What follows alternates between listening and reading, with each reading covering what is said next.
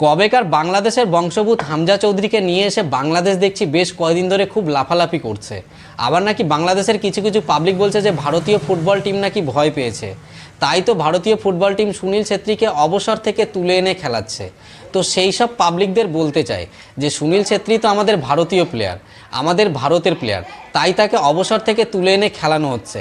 তোমাদের মতন তো আর কোন জন্মের বংশভূত ধরে বিদেশ থেকে প্লেয়ার এনে আর টাকার বিনিময়ে খেলাচ্ছি না, কারণ আমাদের ভারতীয় ফুটবল টিমের মানসম্মান আছে, আমাদের ভারতীয় ফুটবল টিমের একটা রুলস আছে।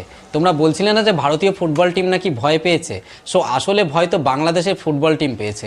তাই তো বাংলাদেশে এত জনসংখ্যা থাকার পরেও একটা ভালো প্লেয়ার নেই, তাই তো কোন জন্মের বংশভূত ধরে বিদেশ থেকে প্লেয়ার এনে টাকার বিনিময়ে খেলাচ্ছ হারার ভয়ে। সো আসল ভীতু বাংলাদেশ, ভারত নয়।